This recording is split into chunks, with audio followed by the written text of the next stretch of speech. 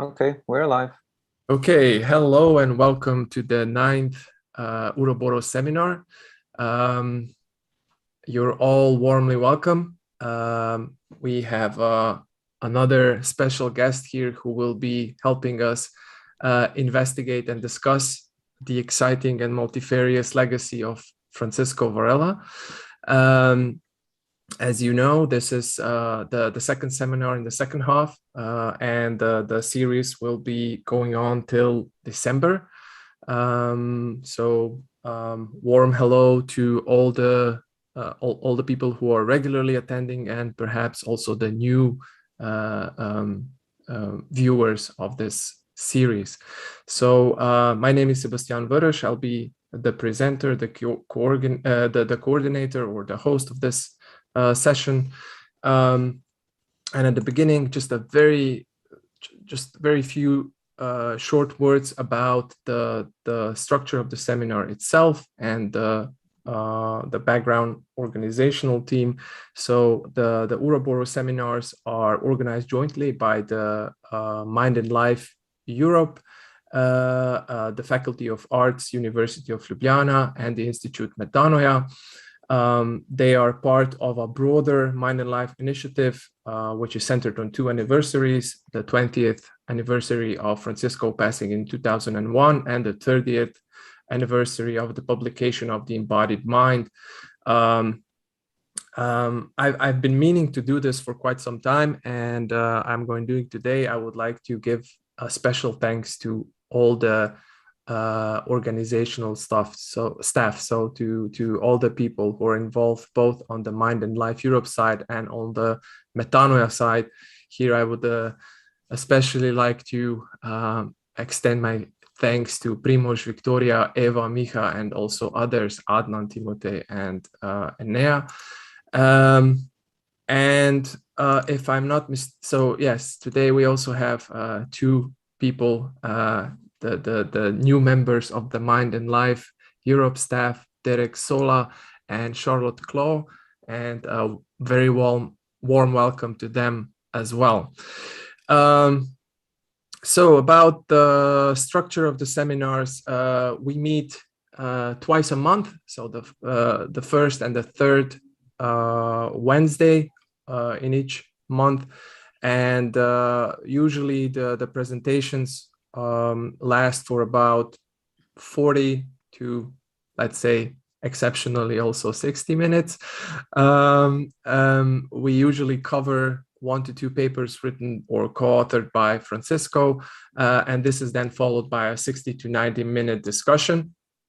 As you know, you can send your questions either here in Zoom or via YouTube.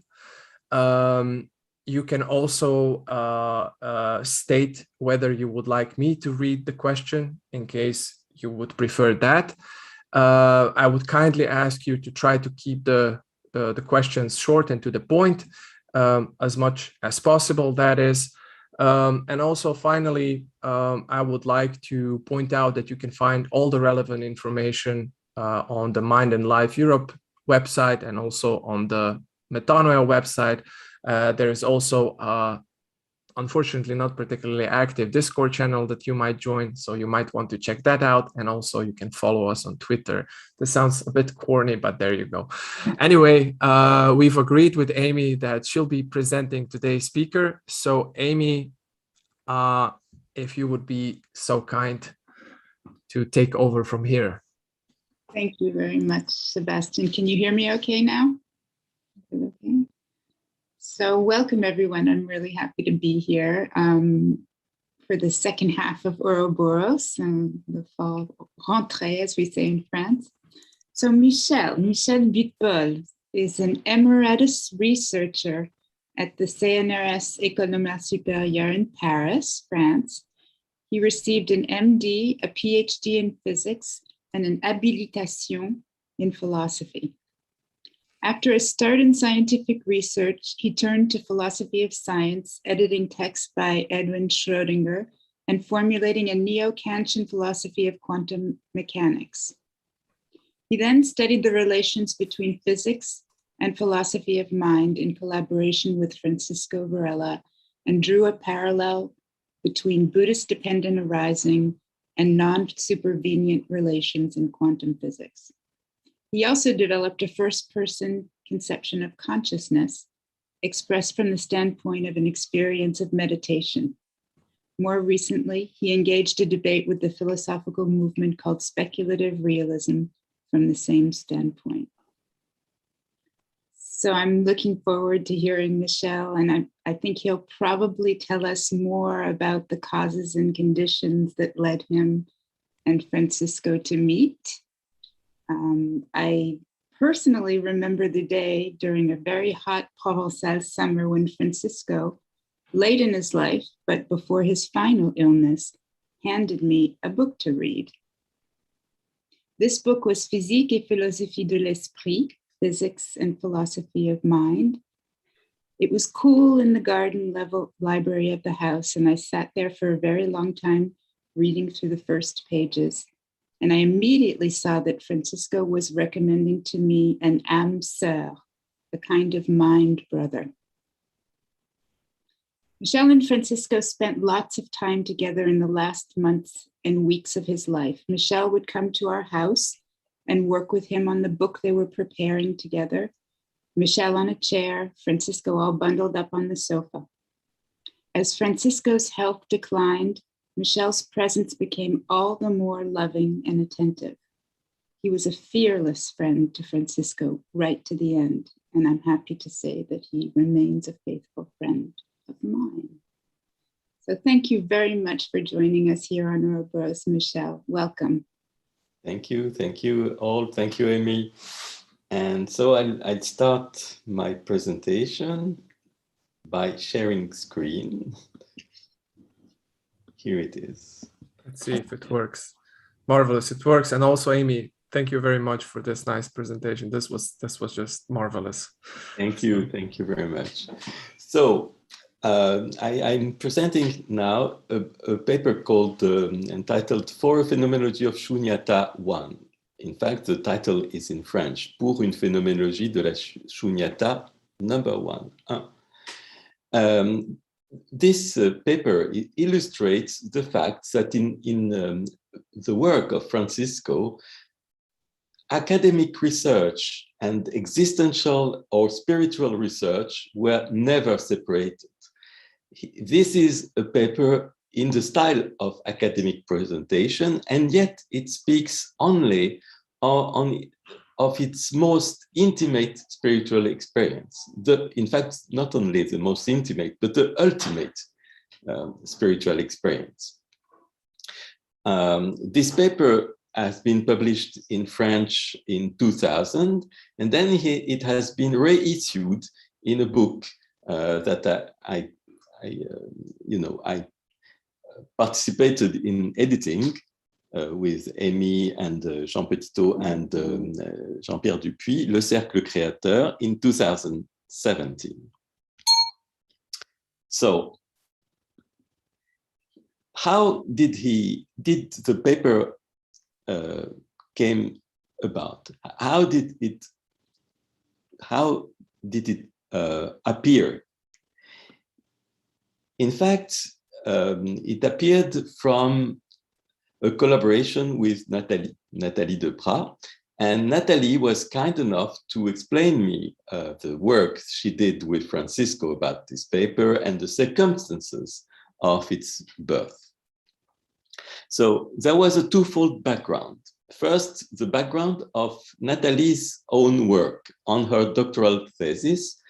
And one should notice that there was a third part of her thesis that was devoted on something that one could call the theological phenomenology of flesh and incarnation. And it was entitled Le Corps Glorieux. It was published as a separate book under the title Le Corps Glorieux in 2008. Le Corps Glorieux means the glorious body or the glorified body, according to translations. Also, there was a preliminary work of Francisco, Nathalie, and Pierre Vermersch about a research that would appear later under the title Becoming Aware or On Becoming Aware, which was published in 2003. So this was the time, namely 1995, where the two events were almost simultaneous. But a little bit later, in 97, Nathalie co-organized with Jean-François Marquet a conference entitled Phenomenology, Gnose et Métaphysique, Phenomenology, Gnosis and Metaphysics. And she asked Francisco to write a paper for that conference. The aim of the conference was to elaborate on the concept of gnosis. And there is a short statement that I found wonderful in this book about what is the purpose of gnosis. Gnosis claims to express the experience of the absolute, while mystical theology is limited to the inexpressible. So the idea was to express something, to describe something, to do some phenomenology about the experience of the absolute. In this conference, there were philosophers such as Michel Henry, Emmanuel Falk, Arion Kelkel. There were also historians, scientists, specialists and practitioners of contemplative traditions, among whom, of course, Francisco himself. And also, Nathalie asked, she asked Francisco to speak about his experience, his highest spiritual experience, but in order to help him, Nathalie tried to expound Francisco all the work by various phenomenologists that could be used by Francisco in order to express his very high experience. For instance, she expounded Francisco some concepts of Husserl, especially the concepts Husserl developed at the end of his life in some unpublished works that are quoted in Francisco's paper. For instance, the concept of Quelle in German, namely the source point of experience, which is below the level of time, below the level of ego. It's the original outpouring that is free of any categorical framework.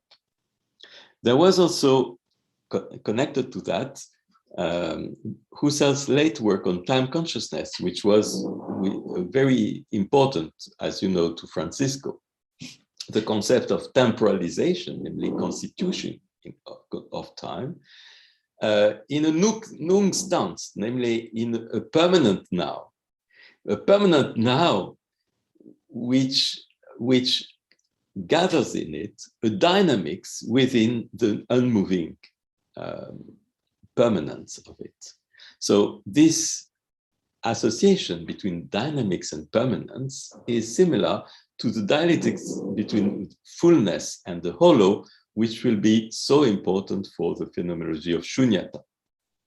There was also Husserl's concept of hyle in Greek, which means matter, but in fact, which means in this case, the pre-structural, exclusively sensory matter of experience as opposed to the form of experience.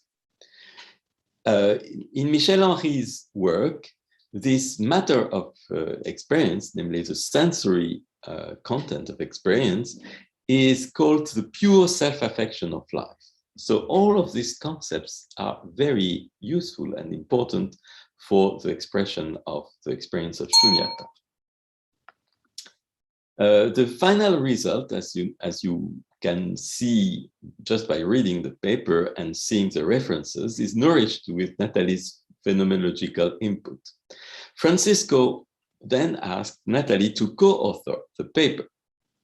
But Nathalie said no, she didn't want to co-author the paper because there were differences between their approaches, and also because it was really Francisco's personal experience that was expressed. So the difference is that Nathalie tends to read Husserl with the background of a meditative experience, but to ascribe the source of legitimacy to the texts themselves.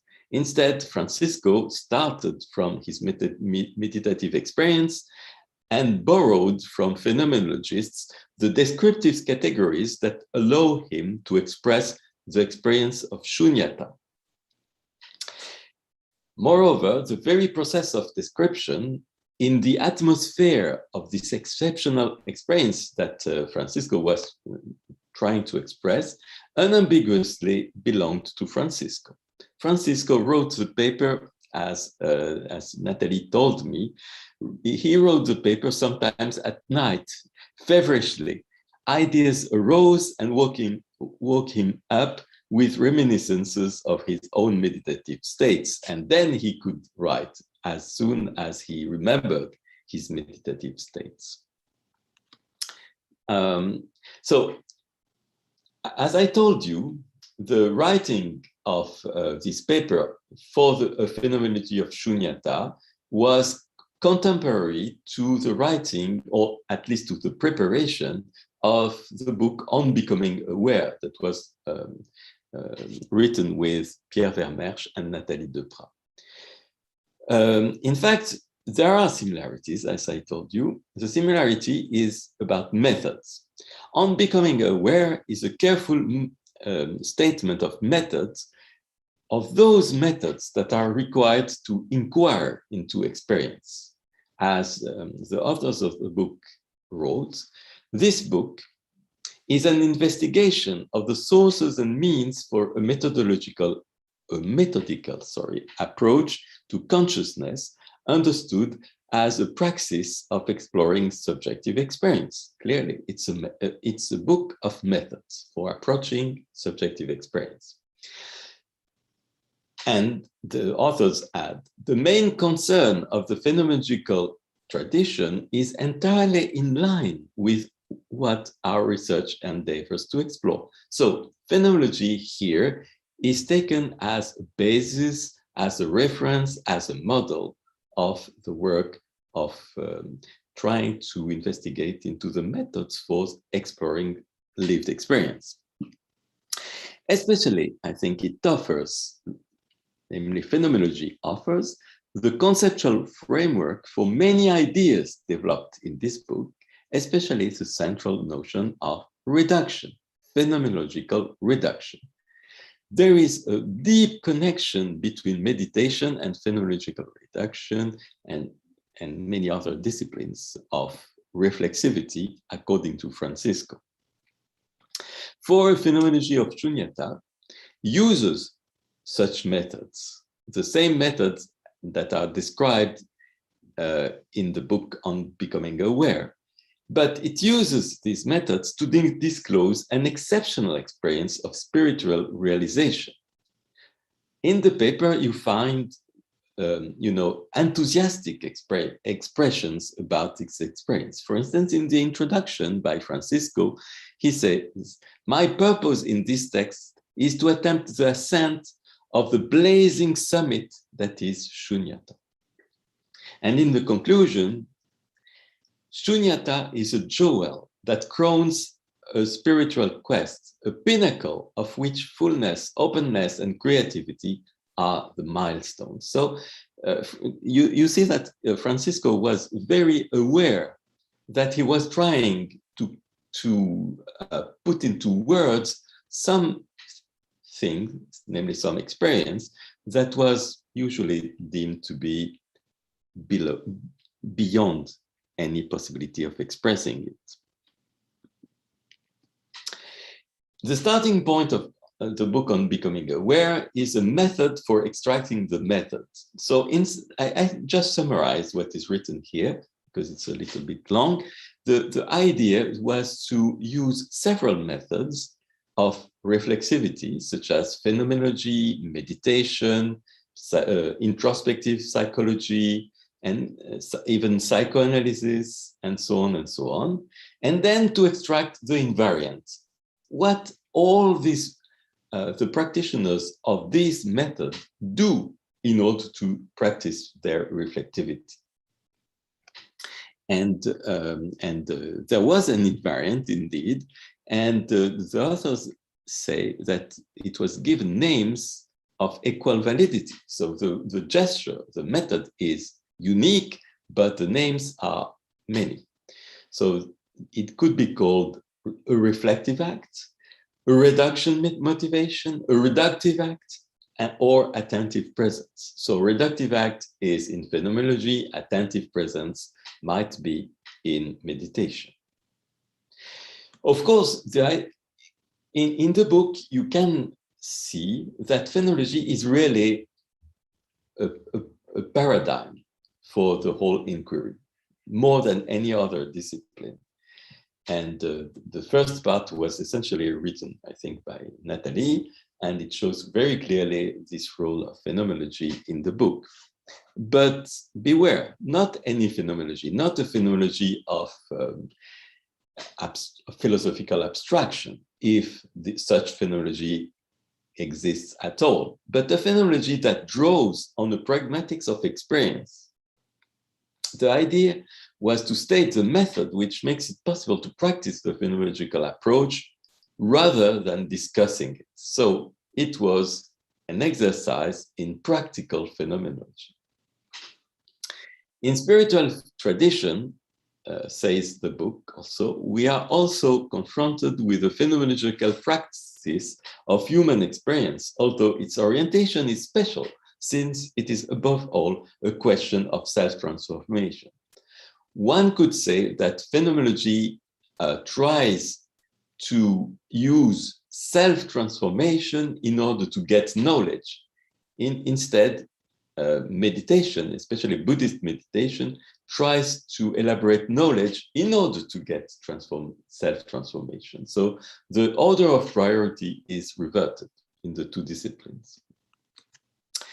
The name that was given to this invariant method was a phenomenological name. It was the name of epoche.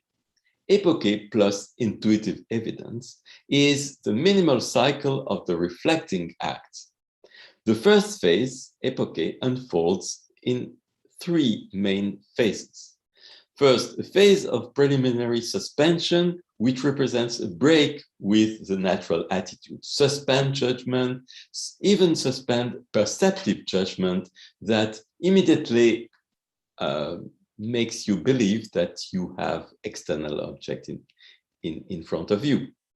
Second step is a phase of converting attention from the outside to the inside. Outside, inside, it can be criticized as, a dualist vocabulary. It could be called converting attention from transcendence to immanence, or converting attention from contents of experience or objects of experience to the whole of experience. But outside, inside is an easier way to express it, because it can be understood even by those who practice introspective psychology.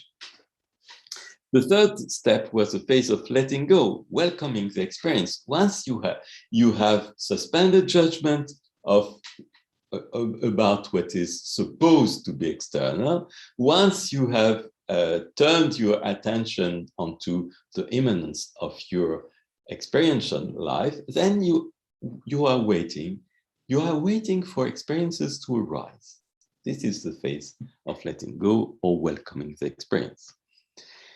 The inductors of this epoche can be an external existential event, for instance, a sudden mourning, a strong surprise, and so on. It can be also an invitation to perform the gesture. It can be Husserl who said, please practice the epoche, or it can be a spiritual master who asks you to practice shamatha. And it can also be an individual exercise involving instructions to oneself. So first of all, the first point that was addressed by Francisco was to understand the word Shunyata, the Sanskrit word Shunyata.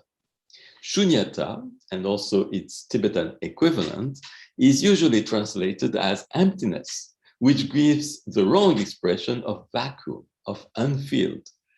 And Francisco says, I will minimize misunderstandings by using the Sanskrit term shunyata, as is the philosophical custom for key terms like gnosis, cogito, or more recently, Dasein. One doesn't translate, one uses the word in the original language. Here, the word in the original language, namely Sanskrit, is shunyata. Shunyata, then Francisco tries to understand the etymology of shunyata. Shunya comes from the root shu, which has been rendered by swelling, expanding, according to two meanings, either a hollow, cavernous space, or the feature of being full, like the belly of a pregnant woman. So you see that the standard meanings of shunyata are insufficient and sometimes misleading. And Francisco's favorite rendering of the word, it was openness. So sometimes he maintains shunya or shunyata, shunya the adjective and shunyata the substantive, or he uses openness instead, but almost never emptiness. Under the guise of etymology, then, the first step in the phenomenological description of shunyata is taken. For when shunyata is experienced, it is first of all, says Francisco, as a dimension of openness. And Francisco insists, if I were to state repeatedly that I'm exploring emptiness, I would just fall into what he calls the tribal language of Buddhism. Instead, Francisco wants to promote a living understanding of what is shunyata and embody its insights anew into our cultural heritage. So, a permanent leitmotif of the paper is to insist that shunyata can be understood only in practice and qua practice. It's not a concept, it's not a word, it's not, it's not an element in a philosophical system. It's really something that you can understand only if you share the practice. Then Francisco explains all the introductory practices towards this summit, this blazing summit, as he said. Shamatha as a practice, and the mode of knowing that accompanies it, namely prajna, embody a basic cycle which introduces forms of reduction. And here, Francisco repeats, the list of the steps of the epoche as they were introduced on becoming aware. Suspension, conversion of gaze, and letting go. Insistence, okay. Such insistence on practice. Such a phenomenology of shunyata is developed from the point of view of someone who lives with all her heart a personal commitment in the path of human transformation, namely from an experiential point of view. It cannot be just a concept. And Francisco explains that he wants to articulate phenomenology of shunyata into a phenomenology of shunyata, not only a use of phenomenology to get the experience of shunyata, but a phenomenological description of shunyata. So phenomenology of shunyata is understood as a phenomenology of how its manifestation relates to the practice. And here again, any logical, empirical, or philosophical argument which tends to prove or invalidate such intuition is null and void for the practitioner. No one can say, oh, shunyata is unimportant, or shunyata is not a useful concept, or shunyata has a major role to play into a philosophical system, because all of these things are perfectly irrelevant to what shunyata is. Shunyata is a mode of being. So if one doesn't engage in its practice, says Francisco, no intuitive evidence will follow, and further investigation turns into speculation. And finally, I just quote the final sentence, which is wonderful. The analysis of the bottom of experience is not situated outside the fact of experiencing it. So there is no, you can read 10 times for a phenomenology of Shunyata. It will tell you almost nothing about Shunyata unless you engage into its practice. And then what will happen is that you will recognize what is described. If you just read it, you may be motivated to try something, but you don't understand really what's going on. But if you practice and you read again the paper, then you recognize what Francisco was about.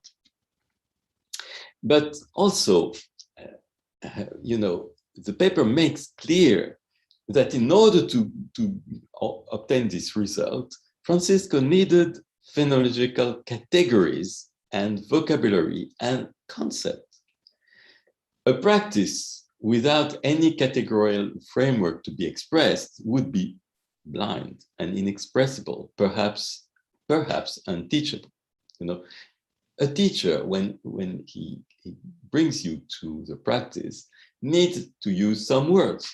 I even read recently the book that was quoted by Francisco in his paper. I will tell you more later, and which he said was his main source. And the book starts by saying, first of all, even before practicing, please read the teachings. So in a practice without any categorical framework would be blind, just as a categorical framework that is not permanently rooted into practice would be vacuous. This is constructed, of course, on the model of Kant's celebrated assertion that thoughts without content are vacuous, whereas intuitions without concepts are blind. And also you have Tsongkhapa, which insisted on the value of discussing, of elaborating concepts, because in order to burn concepts, one has to rub the concepts against other concepts. If you don't do that, you may have what Michel Hulin calls an experience of wild mystics, but this will not be a sustained practice and a sustained experience. So in our Western world, Francisco insisted, we cannot fully appreciate centuries of subtle elaborations concerning Shunyata without entering into a serious dialogue with phenomenology in its most rigorous sense, and at the same time with empirical science. So, and the best way to enter into contact with phenomenology is to understand that awakening to the instability of our condition, this first noble truth, is an initial gesture of reduction, phenomenological reduction, that puts us on the path to Shunyata. I use the term reduction in its phenomenological sense on purpose. As a reflective shift in consciousness, it represents a possibility to interrupt the natural attitude. So it's clear that reduction is both an equivalent to what is done in practice and an instrument to introduce us to a state in which we can describe the fruit of the practice.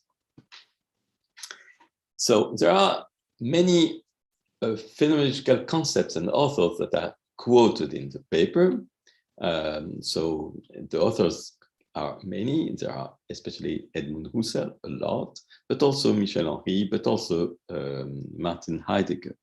For instance, you have this sentence of the paper. Under reduction, the composite nature of the experience is broken down into aspects that act together, starting with the tripartite Hyle, noesis, noema relationship. Ile is the sensory matter of experience. Noesis is the flux of experience, and noema is the set of formations or objects of experience. Or this other sentence, shamatha is based on the full mobilization of the lived body. When you breathe, when you pay attention to your sensations, to the points of support of your body on the ground, and so on, then you pay attention to the lived body. In Husserlian terms, this is Leib.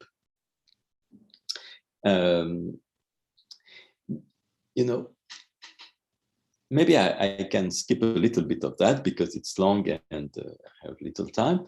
For both, the last sentence, however, for both phenomenology and Chitta Matrim, so here again there is a connection, a comparison between phenomenology and one of the schools of meditation, which is Chitta Matra, namely the so-called mind-only school of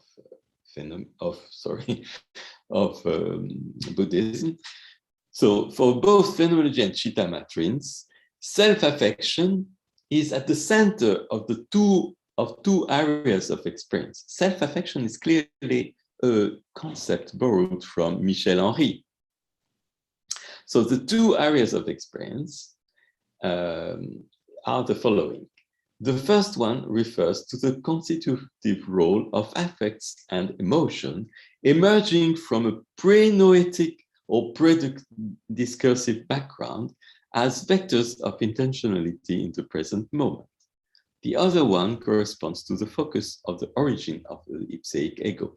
So here it's very interesting because Francisco refers to a very primitive layer of experience obtained by a very deep phenomenological reduction. So below the level of intentionality, below the level of the ipseic ego, So it's very interesting. You will see that there are some controversies nowadays about whether it's appropriate to compare phenomenology and meditation. And I think here Francisco gives a lot of replies to these criticisms. There are also arguments from the cognitive science.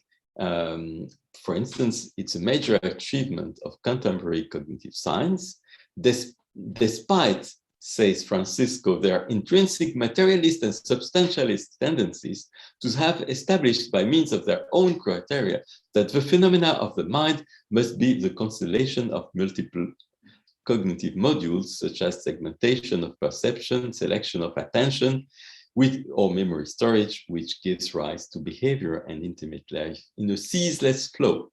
So this is an implicit reference to a paper Francisco wrote with the title of A Meshwork of Selfless Selves. There is no self, no substantial self to be found in the cognitive scientific inquiry. And this fits with the findings of the contemplative inquiry.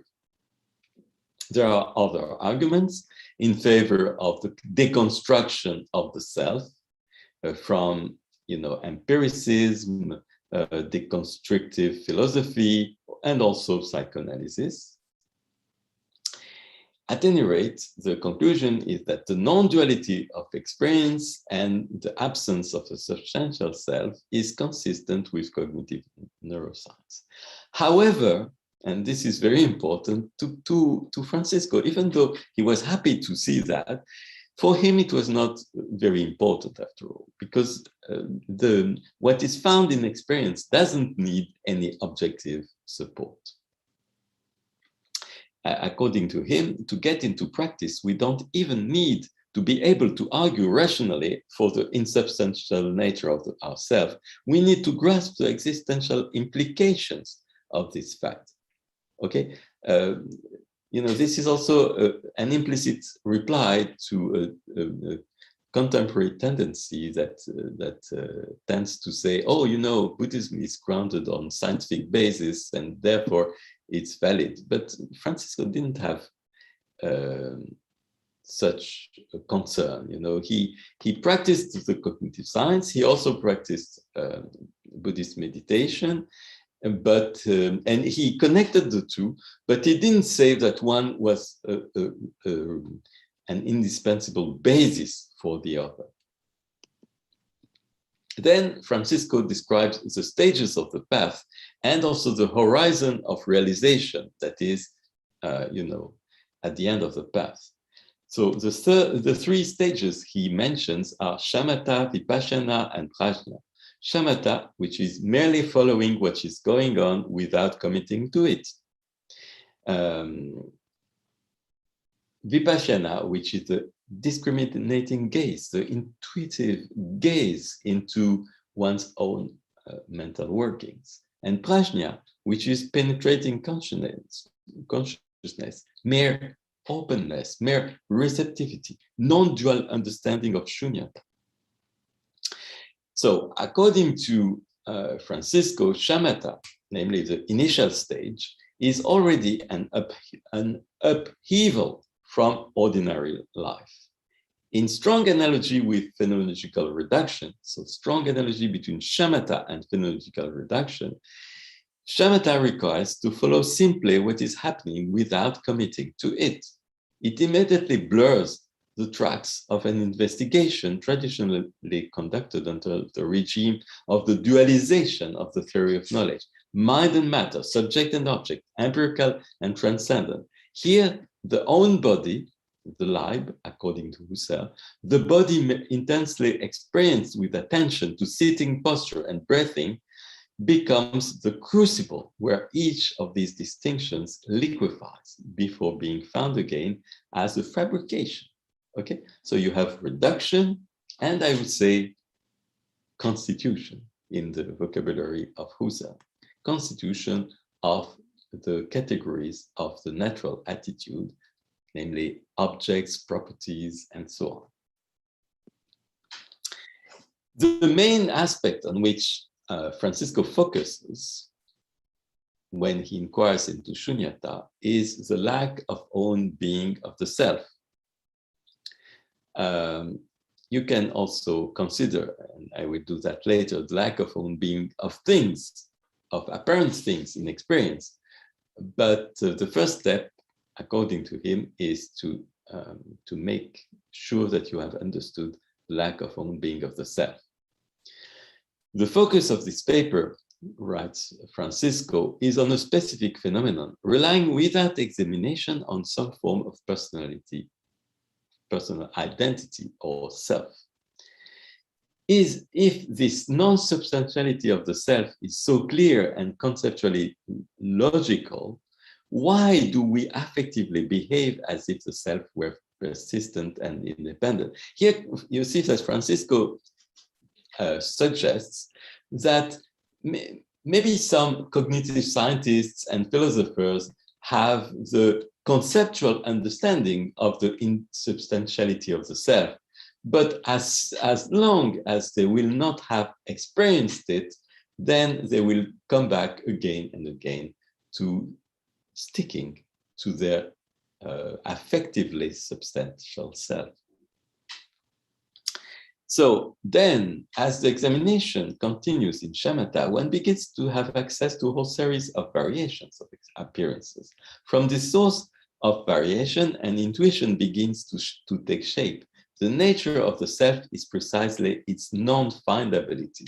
Okay, but non-findability is not just, oh, that's a pity, there is nothing here. But, you know, this anatman, this non-self, this emptiness of self, as it is said usually, to use the Buddhist language, has a quality. And this is precisely this quality that Francisco wants to emphasize.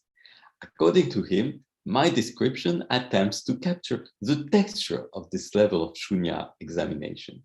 For the practitioner, anatman, the absence of self, is experienced as superabundant.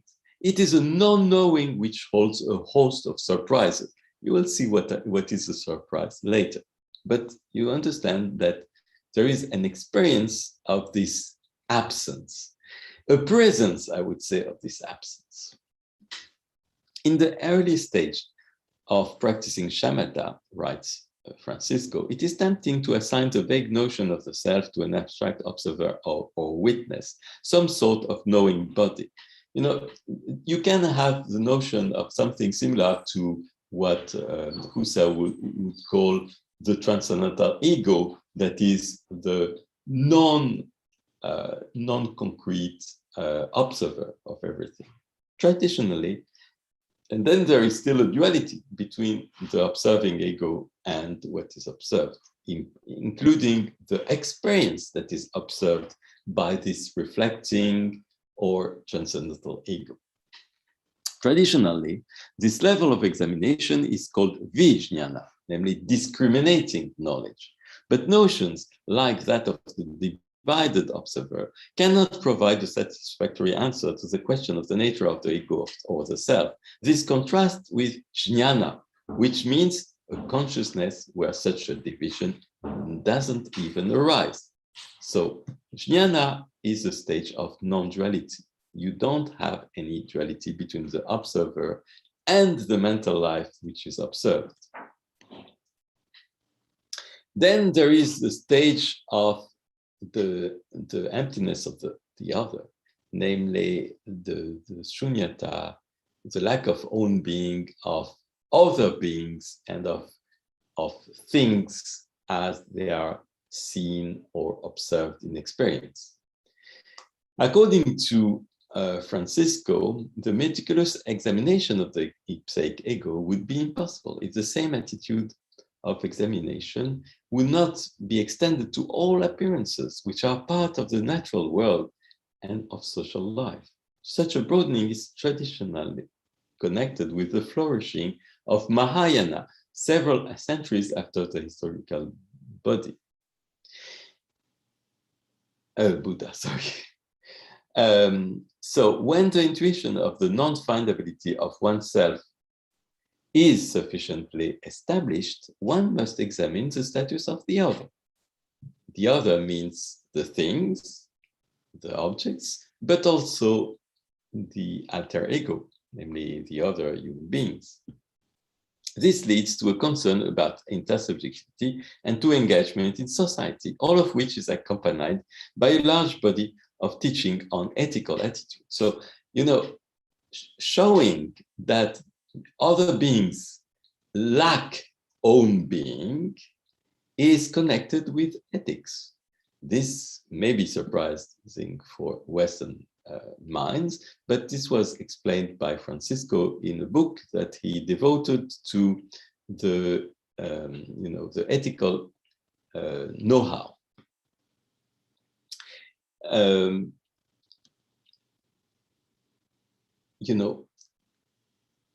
About the lack of own being of the things also, Francisco insisted that this gives rise to a vision of being understood as an indefinite series of links and conditions without border. In other words, the world is devoid of identity. It is shunya. It lacks own being. Maybe I skip this one and come directly to the prenoetic background. Beyond self, beyond duality, and even beyond time. So it's very interesting also because Francisco doesn't content with the standard level of phenomenological reduction that was described by Husserl at the beginning of his ideas. He goes even further to levels of reduction that were developed and practiced, hopefully, by Husserl in the late works. And here, Francisco refers to these late manuscripts of Husserl. In late manuscripts, as writes Francisco, Husserl examines habits that correlate with the flow of consciousness and an original stage. This I remains within my sphere of experience and can be examined through radicalized reduction. The skillful means provided by the Vajrayana touch precisely on the exploration of this original I. So an I that is below the level of the empirical ego and below the level of the concrete person. Also, here again, Francisco insists on the common ground between phenomenology and Chittamatra, namely the mind-only school of Buddhism. Within the framework of the analysis of Chittamatrin, no external phenomenon can be conceived independently of its appearance in experience, which corresponds both to observation of a moment of experience and to its content. The classical text which introduces this analysis, the Trimsika by Vasubandhu, is also entitled A Demonstration that there is just experience. Okay, so the Chittamatra is called mind-only school, but it could and it should be called an experience-only school. The inside and outside, the observer and the observed, cannot exist apart from the experience that one can have of it. They have no existence in themselves. There is one could say the inside and the outside are the byproduct of a self-splitting of experience, but they don't have any existence in themselves.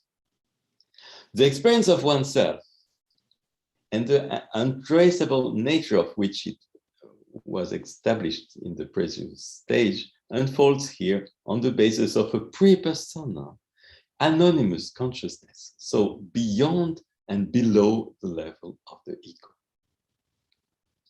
Now, of course, you have to fight a misunderstanding at this point. Chittamatra has been called an idealism. Husserl's phenomenology has been called idealist. And even Husserl doesn't deny that he has some sympathy for a form of idealism, but a form of idealism that he called, an idealism of the dwelling into the only possible truth, which is the experience itself. So, according to Francisco, there has been a temptation in the West to declare that the conceptions of Chittamatrin are forms of idealism, just as Husserl's transcendental term has most often been interpreted as an adherence to idealism. But in doing so, we miss the most crucial point, namely the fact that experience is the common ground of all appearances. This ground is neither private, personal, nor external. It contains intersubjectivity, and it contains all the features of materiality. Experience is the only ground, if it is a ground. And here, I've reproduced the famous sentence of the Heart Sutra, Gate, gate, paragate, param samgate, bodhisvaha, which means precisely that, beyond, gone beyond, okay? Gone beyond, gone utterly beyond, finally awakening. Okay, but now you noticed that this paper is called For a Phenomenology of Shunyata 1. Why is it the first part only? Shunyata 1. Okay. In the paper, Francisco says what he had in mind when he refers implicitly to Shunyata 2. In Shunyata 1, the paper he wanted to develop and that he has developed is that there is a focus on the particular angle of attack of the project of describing Shunyata, namely the central meaning of Shunyata as the absence of substantial identity. Okay, so according to him, Shunyata 1 is devoted to a purely negative way, namely a via negativa in Latin. But in Shunyata 2, the paper which was not written, Francisco says that he would have considered an emphasis on an approach to Shunyata complementary to the previous one, a via positiva, this time, namely a positive way. as a manifestation or expression of the substance of Shunyata as such. Namely, in the second paper, Francisco would have described what it is like to experience Shunyata. Whereas in the first one, he insists on losing the illusion of the own being of the self. However, if you read carefully Shunyata 1, you find many sketches, many adumbrations of what Shunyata 2 would have been. For instance, Francisco writes this: as a process of phenomenological reduction in action, shamatha includes not only a suspension, but also a dimension of receptivity, a letting go which ends up becoming its center. Nothing new is added, but the texture of shunya is extended. The best description is the idea of a consciousness capable of knowing itself, a self-luminous consciousness. So this is clearly a description. It's a via positiva. It's a description of what it is like to experience shunyata. The dimension, and here again, another description. The dimension of openness is shunyata in action. It constitutes, so to speak, its fresh imprint. The dimension of openness is the flavor of shunyata. The practice extends, says Francisco, to cover an area of wide awake speciality. Here again, wide awake speciality is a description of what it is like to experience shunyata. And also this longer description. As intuitive analysis grows and stabilizes, the field of experience undergoes a striking expansion, embracing the intuition of non-finding. Such an expansion is not neutral. It's not just a non-finding. It's not an absence. It comes with a qualitative change in the emotional tone of lived experience, which unfolds in sudden freshness, equanimity, appeasement, as during a deliverance. It is this moment that one realizes that shunyata is best rendered by dimension of openness. And you know, this shunyata too also can be found in an interview that was given to Franz Reichle in the film Monte Grande. And here is the sentence that maybe many of you know, but it's always a pleasure to read it again and again. Francisco speaks of his experience after the pointing out instruction given by his master, Tulku Urken. It was as if the flow of consciousness had stopped, and there was a kind of light just behind, which was deprived of content. This could be called shunyata or full knowledge, for this is not a space like ordinary space, but an infinite space endowed with the quality of radiance. You then realize that it really exists, something that can be called hitting the bottom, the very basis of what there is, or what we are, call it as you like, which is indestructible and present. You know what it is? It's just home. So here is, I would say, some hints of Shunyata 2, of a via positiva of description of the experience of Shunyata. Now, what are the sources and the aftermath of the paper?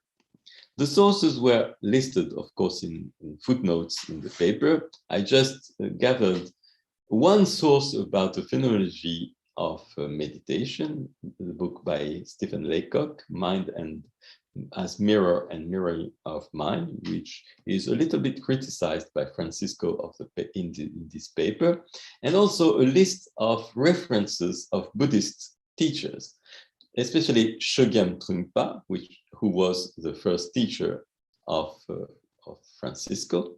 And I think Francisco says that Tsultrim Gyamtso's progressive stages of meditation of emptiness is a major and precious source on this issue of the stages of meditation.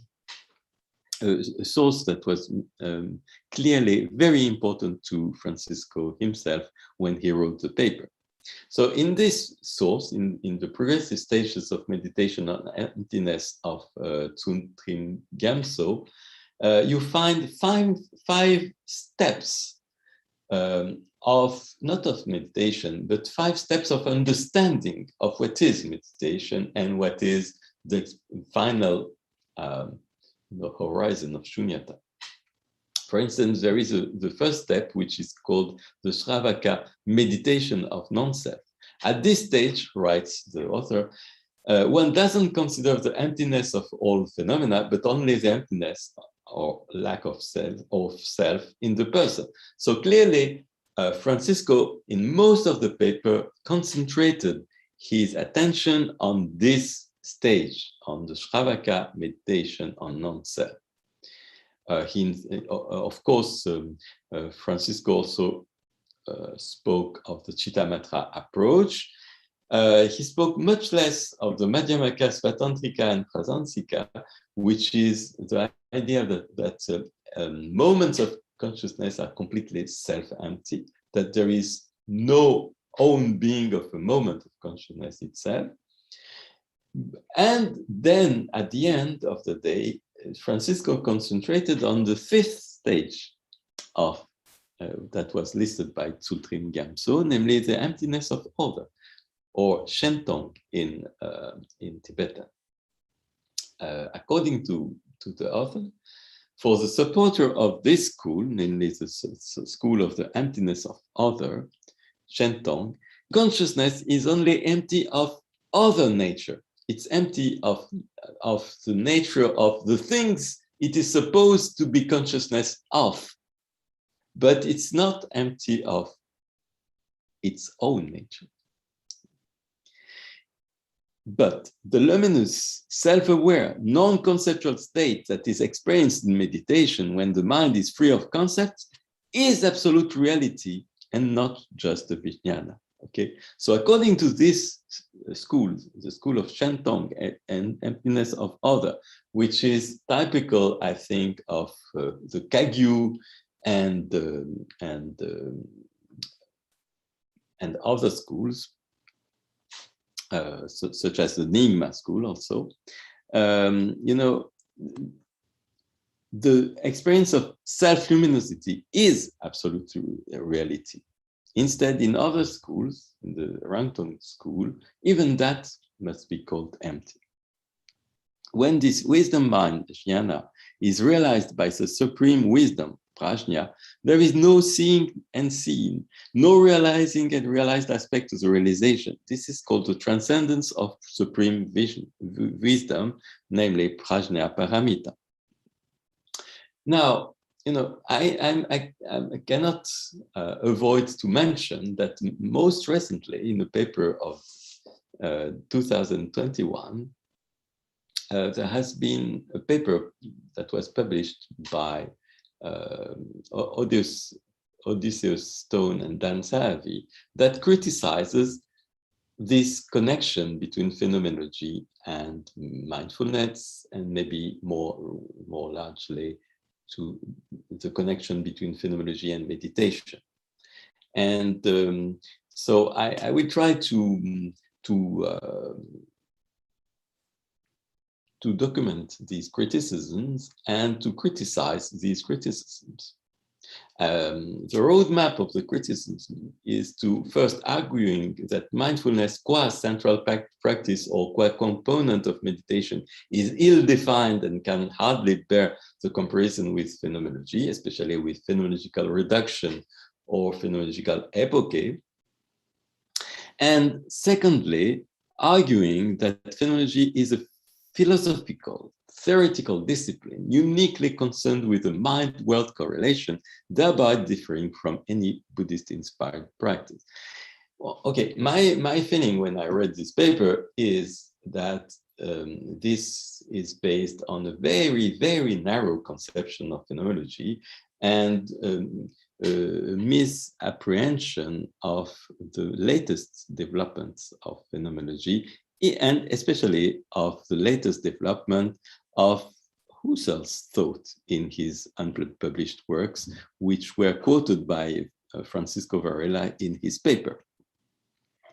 So let me start with a few criticisms. So in the paper of Stone and Zahavi, one reads the following.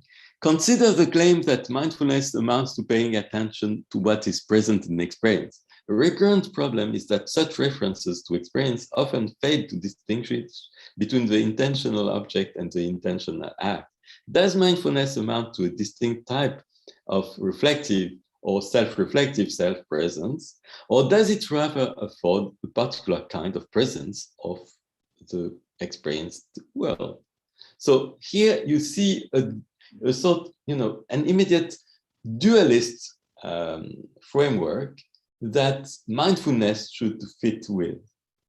Is it self-reflection, or is it presence of the experienced world?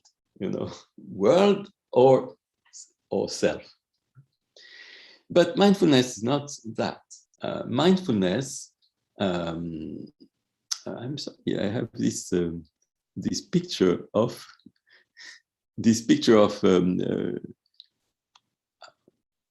Sebastian that hides me the part of the writing. But okay, so mindfulness. Michel, this is me reminding you that slowly the time will be up. Yes. So Yes. I strategically positioned myself there. Yes, you're right. Yes, and you remind me also that I should not read what is written and try to say something more quickly. So, in fact, this distinction between self-presence and presence of something else is completely irrelevant in mindfulness. Either intentional directedness is suspended, and I will say more on this later, or the very polarity of act and object is attended to. So in both cases, we should not take the duality between the subject and object as a given.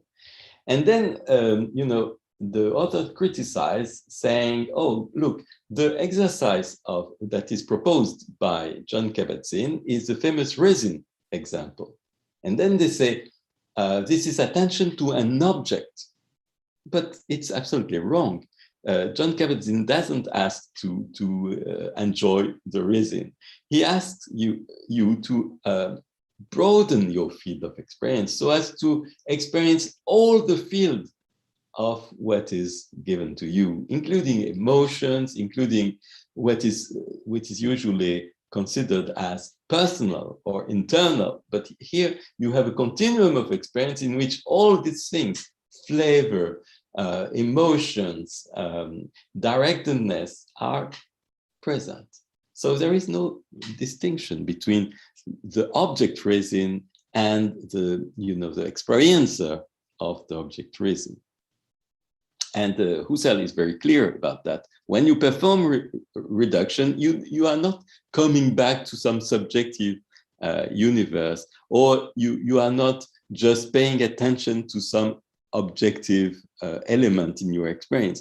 You encompass all that is inconceivable and knowable, the whole set of components of your experience, what is called usually outer and what is called inner, just in the same gesture.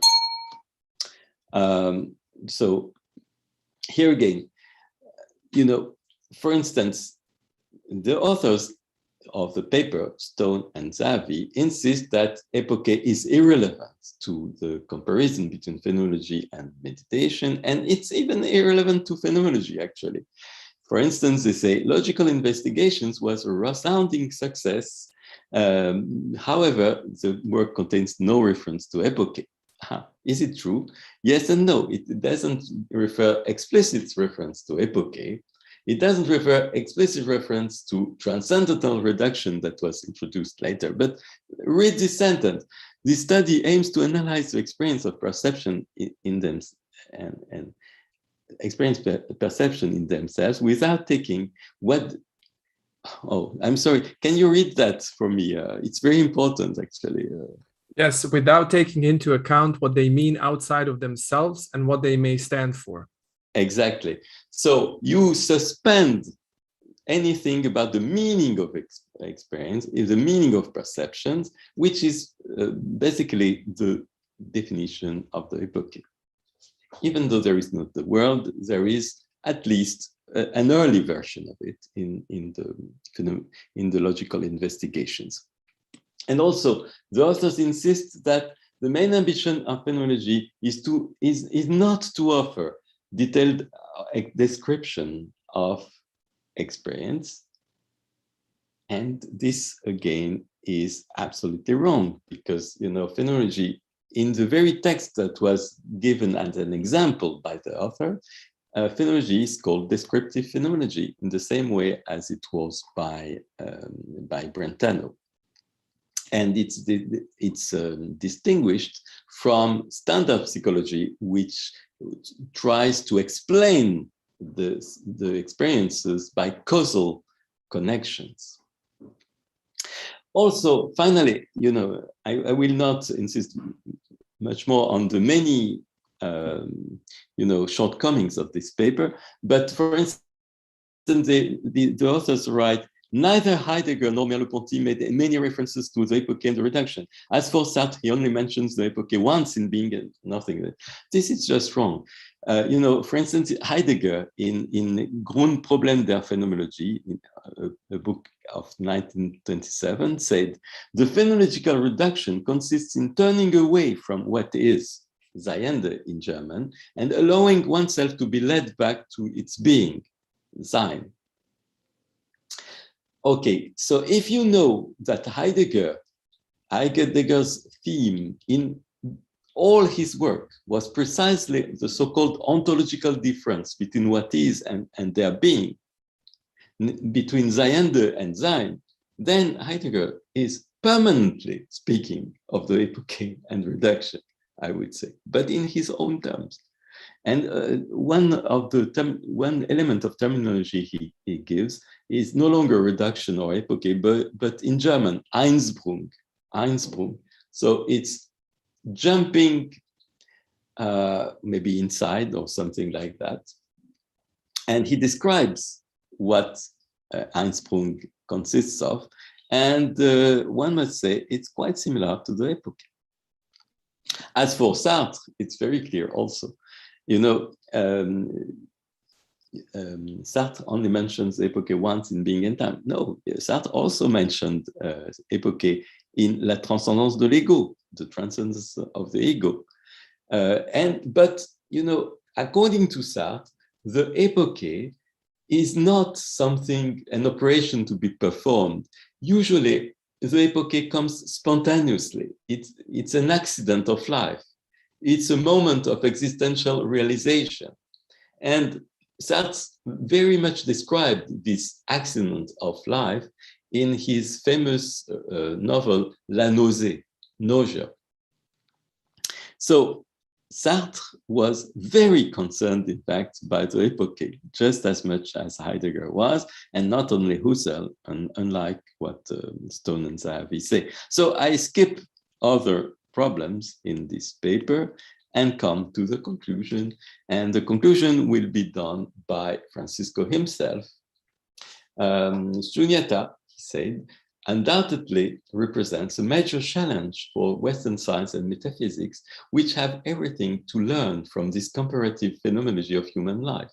The price to pay for such a breakthrough is as follows. The central importance of sustained practice and exercise of an explicit methodology and the phenomenology should be taken into account in the light of a Buddhist tradition. So you cannot do philosophy without some commitment. Without mobilizing such pragmatic resources, philosophy will not advance an inch. Confronted with Shunya, it comes up against the elusiveness of its source and must therefore surrender to the praxis which alone allows a direct lived exploration. Now, here again, this insistence on the practice, this insistence on the necessity for the researcher to be fully committed in his or her research, the insistence on the necessity of a self-transformation of the researcher is by no means foreign to phenomenology itself. So this description of what is needed for exploring Shunyata by Francisco and the phenomenological approach here again are very much connected. I just quote a sentence by Jürgen Fink, the famous student of Husserl. According to him, the foundation of a philosophy is the original beginning of the philosopher. So the philosopher herself is the crucible or the place in which everything can be refounded in philosophy. You cannot do philosophy without, following a path. And this is exactly what Francisco Varela told us. Thank you very much. Thank you very much, Michel, for this very rich talk and also for this very prescient ending, I have to say, because one of the questions that was posed was precisely about this famous critique that you mentioned. And curiously enough, this is the way I wanted us to start. So Victoria actually posed this question about this recent paper. And this is the way I wanted us to proceed. Now, you've gone into quite a lot of details with regards to this particular paper, and you've covered most of the issues that you find in that particular paper. But I would maybe, kind of open up this discussion a little bit. Maybe also try to include some other people, maybe Natalie, maybe Evan, particularly in the light of the following, namely, in the embodied mind, this famous or infamous synthesis, depends on how one would like to look at it, between science, philosophy, particularly phenomenology, and Buddhism was put forward. And what we've seen today is basically, one could say, a continuation of the last chapters of that particular book, where Francisco Varela goes into a concrete explication of Shunyata in experience and what it means, and in a certain sense how it ties to some of the things that are mentioned there. But for instance, in the second edition of the Embodied Mind, both Eleanor Roche and Evan, they kind of qualified this synthesis, particularly the introduction of the Buddhist part, and also some of the ideas about maybe using mindfulness or meditation in general in the framework of enaction. And they claim that maybe some of the ideas, some of the thoughts were perhaps a bit hasty, a bit underdeveloped.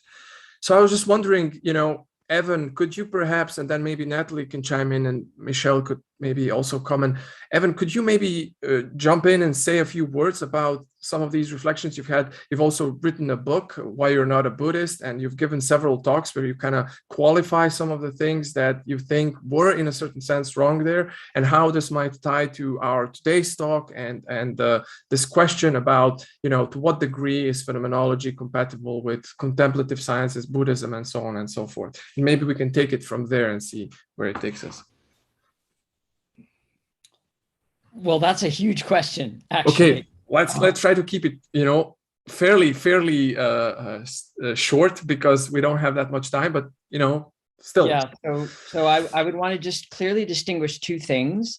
One is Francisco's paper, which I think Michel did a marvelous job of presenting, and the ideas as Francisco lived and wrote them, through his research and through his experience in that period of, 95, well, really up until he died.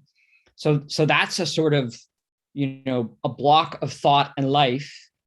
And then there is where we are now, which of course is decades later, and many things have happened. And it would be a very interesting question, what it would be like here and now if Francisco were still with us, how he would have changed, how his changes would have changed us and would have changed the whole context. That's all speculative now, of course. So I would just want to clearly distinguish the way that Francisco was working and where we are now. And in terms of me, I mean, I don't really want to make this about me, because this is about Francisco. I mean, my own thinking has changed a lot from the time when we wrote The Embodied Mind, which actually, of course, was even a decade earlier in the 80s. And my own thinking has changed a lot from the period in the 90s where I was working with Francisco and talking to him about these ideas. And, he sent me an early draft of this paper and we had some conversations about it. So, to be maybe try to be extremely succinct about where we are now and sort of how I see things, I see a number of, let's just call them questions or problems that reading this paper now raises for us here and now. One is the particular way that he's rendering Buddhism, which is through a particular lineage of Tibetan Buddhism that belongs to the general development of Buddhist modernism. So I'm referring specifically to Trungpa, to the philosophical interpretation that Michel mentioned in terms of emptiness being the absolute reality and absolute ground of phenomena, which many Buddhists would reject that interpretation. And that raising the question of how the philosophical ideas relate to practice and experience, where the practice and experience underdetermines the philosophical ideas, and the philosophical ideas may underdetermine or may overdetermine the experience. And I don't see this as something that Francisco is being particularly sensitive to in this paper. So let me put it personally. If Francisco were here today and I were arguing with him, as we always did, we love to argue with each other, I would want to raise a question about what I would call the fetishization of practice, that practice has this special status that can decide these issues for us apart from a larger cultural philosophical context, which I don't see this paper as being particularly sensitive to. Now, that's not necessarily a criticism of him writing the paper at that time. It was a different time and place. But here and now, those are the questions that I would want to raise. So there's a lot more I could say about that, but I really, I know our time is limited. So let me just sort of put that out there and let other people talk. This was very succinct and very to the point, and I think you touched upon some really, really important things. So who would like to chime in on this? Maybe Michel could say something, and then Natalie, that I would be really interested in. Yeah, just a little remark about Francisco's insistence on his Shunyata 2 description of the ground of being, what he calls the ground of being. I just think that it's not really dated. It's not something that is in our past. It's part of a debate that has been present in Tibetan Buddhism for centuries, which may mean that there is no way to finish the dispute. So it was the dispute between Shentong and Hentong standpoints. I don't think one has had the final, the final word. There is no sign in Tibetan Buddhism that one of the two standpoints has obtained a precedence over the other. So the decision of Francisco to stick rather to the Shentong standpoint and to quote a book in which the Shentong standpoint is the highest, the highest standpoint in the Tibetan cursus is a decision that could be taken even now. I don't think that our historical standpoint has changed a lot on this point of deciding between the two standpoints.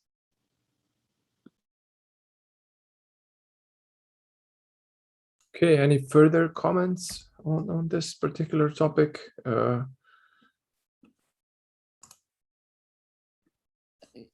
Let me just quickly, maybe add an elaboration. I think that's a very important point, that this debate, went over centuries in Tibetan Buddhism.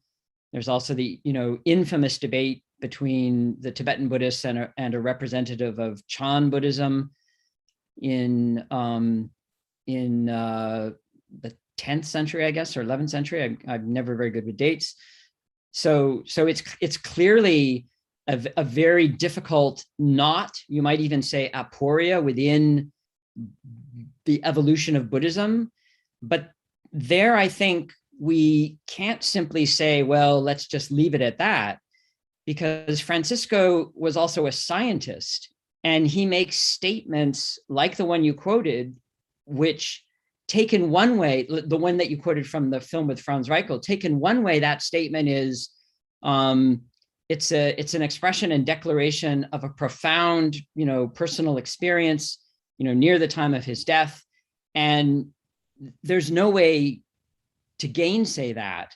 At the same time, when we look at a statement like that, it makes very strong epistemic metaphysical assertions that one can't simply just accept and take at face value if one is trying to engage with it in a way that bridges to science, as Francisco himself would say, because I had this conversation with Francisco where, he said, look, this is a kind of experiential realization, and how that then is to be related to an understanding of phenomena through a scientific or indeed a philosophical investigation raises all sorts of very difficult questions that he himself was very sensitive to.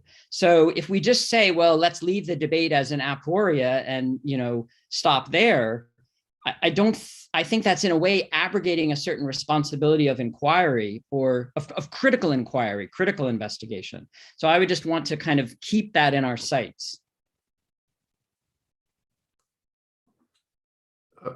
Maybe I would just, before I maybe go to other questions and to other topics, but if somebody wants to comment on this, I'll be very interested.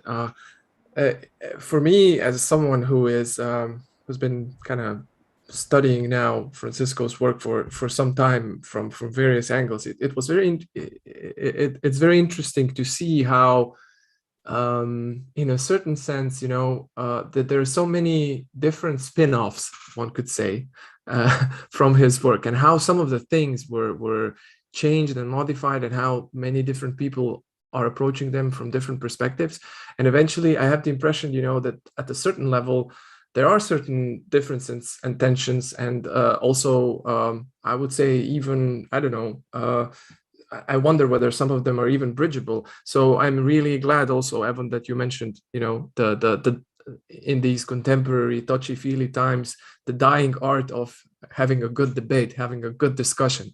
And when I look, for example, work of Michel and Natalie, they can that's the impression that I got, is that they're trying to pursue this particular path where you have this synthesis between, say, Buddhist contemplative practice, and then trying to merge it with phenomenology and try to see how this evolves. And of course, some people are very critical of this, Dan Zahavi being one of really fierce critics.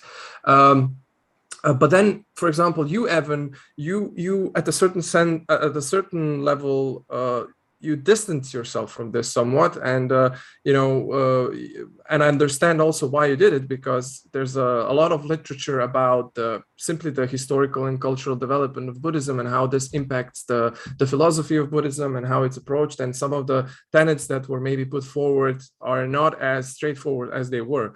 So I'm just curious how these different constellations, to what degree they're compatible, to what degree they're not. And I think that Andreas would probably want to say something on this.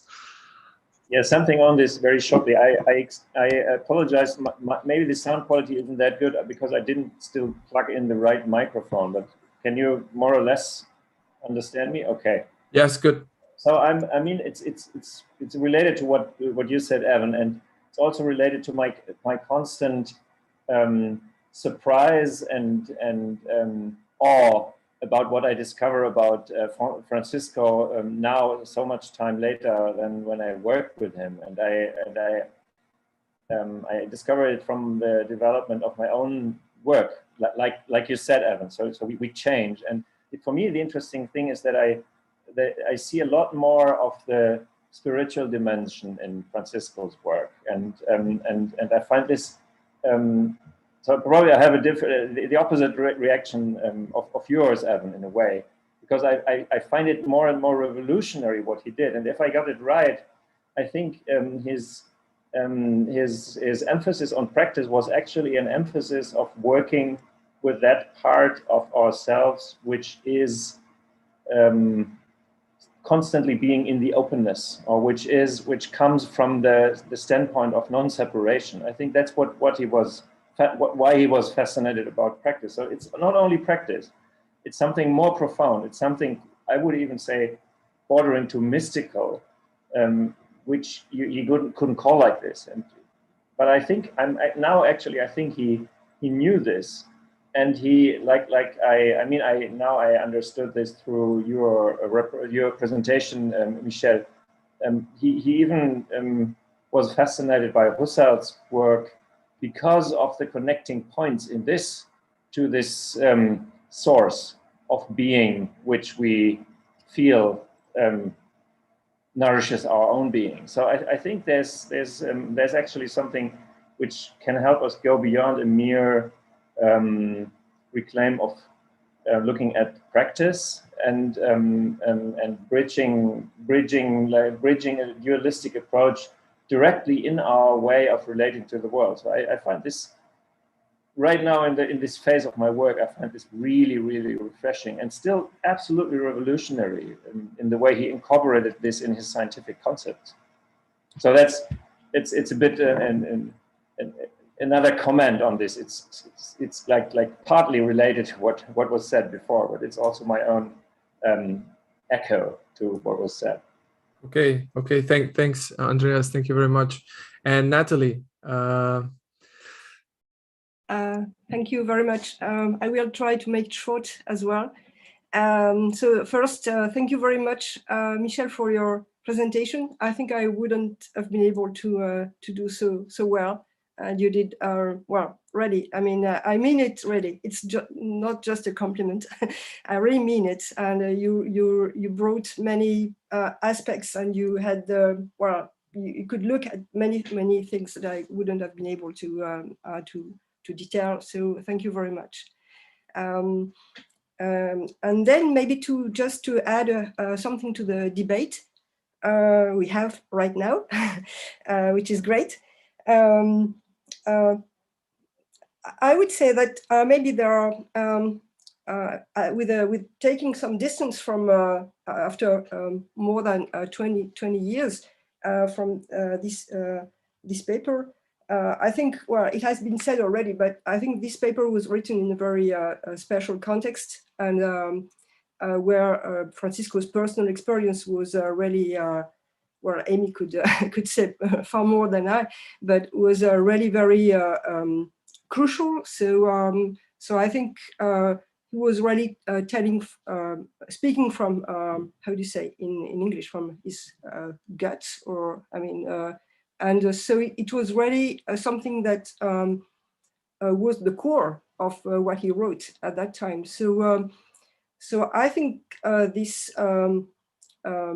maybe this paper would have been written differently if he had been not in this personal situation. Maybe he would have been, I mean, more peaceful and not so enthusiastic. I don't know. I mean, but probably it has colored a lot his paper. So it was just one thing I wanted to say, because it's also for maybe it can be a lesson for us or a teaching for us as well, because we're not always aware of our own dying at every moment. So we don't write under the pressure of being just at the moment of dying. And it qualifies and it gives an intensity to what he writes, which would not be, and maybe it can be a teaching for us, because I think it's also a way to really write in an embodied way, maybe in a way that we usually don't, I mean, in our everyday life. And just another comment about what Evan was saying. I think we can, of course, say that it is a very situated view Francisco offers. And I think it is. Then the question is it, has it to be opposed to another view. I mean, as if we had different schools, different philosophical schools, Buddhist or Western schools. Do we have to, to think things on this way of opposing and distinguishing and opposing views, and creating debates on the basis of oppositions, or could we understand philosophy in another way, which would not be based on oppositions, but on cooperations in the very literal sense of the word? To cooperate is to act together and is to bring things together in order to make things more fruitful. So I think that Francisco's move is really a cooperative move in that sense, in the way of philosophizing as well. So in a kind of meta dimension of the way to philosophize. And I think it's very well expressed in the expression Michel stresses with this dimension of openness. I think the core of Francisco's way of doing is really understood through this dimension of openness, where different positions work together and are not to be chosen one against the other, I would say. So, and it really defines quite different philosophical styles, in fact. So there is no judgment in my view when I say that, but I think it really defines philosophical styles. I would be judging if I would say that some styles are better than others, and I would come back to a kind of opposition, which is actually not my way of doing. So, so you see what I mean. So I think we could settle maybe or put the debate also on this level. It would be interesting to go this way. Natalie, that's very interesting. This way of thinking and trying to find a way to dodge some of these stark oppositions, which seem to kind of preclude any possibility of coming together from the very get-go. Just maybe one last question on this particular topic, and it is the one raised by Mareike. I think it, in a certain sense, touches upon a very important neurologic point, so to speak, in these types of debates. And I'll try to, I won't read it literally, but I'll try to kind of broaden it a little bit. It's in the Zoom chat. And that's namely, for example, in my PhD, I was writing on mystical experiences. And in general, in the academic sphere, what happened was, as it usually does, two camps evolved. Okay, so perennialists on the one hand and constructivists on the other hand. Perennialists claim generally that there is such a thing as a mystical experience that is somehow, you know, a trans-individual, that's general, that's universal, that is trans-religious, trans-creed, what have you. So it's described in different ways, it's expressed in different ways, but in general, it's the same experience. On the other hand, constructivists claim this is false, this is naive, you cannot proceed in that way. So the context in which a certain experience develops is crucial. So it colors the experience. So for example, when you talk about Meister Eckhart on the one hand, and when you talk about a certain, say, Dogen on the other hand, although you can find similarities in general, there are way more differences than this. And I think that it is an important question. So I would just like to hear maybe your comment on this, because I have the impression that some people who, and this goes somewhat in the direction of what Natalie was saying, some people who have a tendency to prefer a way of thinking, their preferred thought style is such that they try to contextualize, particularly in cultural, historical frameworks. They have issues, for example, when they hear things like, you know, well, phenomenology is going to research or investigate experience. For them, this might be problematic. Of course, phenomenologists might say, well, of course, it's difficult, but this does not necessarily mean that it's possible. And in fact, you know, we can probably do it if we're methodologically rigorous enough. So I don't know, maybe Michel, this is a very broad framework, but I think that it touches upon some of these differences that we've touched upon. It's it's also very crucial to what Francisco was doing in this particular paper, but also in other works. So maybe if you can share some comments or ideas or thoughts on that, and then we will move on to other topics finally. Yeah, it's very interesting and very difficult topic that you raised. But you know, maybe in order to understand how you can relate texts and experiences of different cultures and trying to find a common ground is to understand the mode of communication that is implied by the text of these mystics. The mode of communication is not, you know, by using words to refer to something. It's the famous finger and moon, you know, but reverted, in fact, because when you know, in the finger and moon metaphor, you have the impression that it's absurd to see the finger, and you should see the object that is shown by the finger. But here it's exactly the other way around. What you have to see is not the object shown by the finger, it's the origin of the finger, it's the intention that moves the finger towards something. So the words in mystical texts are not meant to refer to anything. They are meant to favor recognition of someone else who had the maybe similar or slightly different experiences, recognition that indeed they are speaking of something similar. So this recognition might indeed, you know, it cannot be formalized, it cannot be encompassed into a conceptual framework or even a cultural framework or even a historical framework. It's a singular meeting between two minds through words. And this is extremely difficult to grasp in ordinary hermeneutical terms, you know. So for instance, if Master Eckhart immediately recognized what he experienced by reading the work of the pseudo Dionysius, I think. Yes. Dionysius. Yes.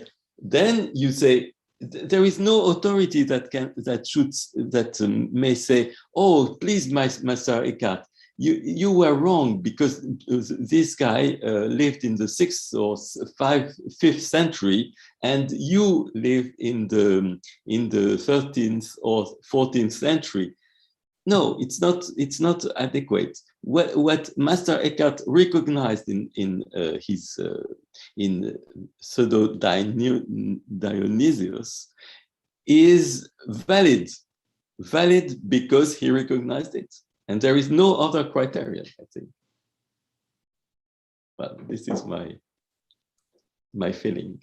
Yeah, I mean, that's an interesting take on this and a potential way out from perhaps this. I was trying to find, there's a book, I can't remember the name. It's where basically in the very title, the author says that the mystical language or the mystical saying is basically, in a certain sense, the art of unsaying, which I find interesting. Michael Sells, Mystical Languages of Unsaying. Yes, precisely. That's the book. Thanks, Natalie.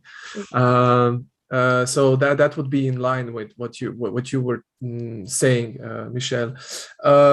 Okay, so as not to get completely stuck on one topic. Now, one of the things that were brought up in this particular paper is the question, of course, of the Buddhist non-self, and I've received a question in a personal message by Timothy, and I would kindly ask Timothy to maybe read it out loud or maybe summarize it, and I'll pose the question which goes in this direction, or a possible tension perhaps in Varela's works. Yeah, okay, hi. So I guess the question has to do with one of the possible forkings in Varela's direction of research. So it may actually be quite related to what was already discussed, somewhat at least.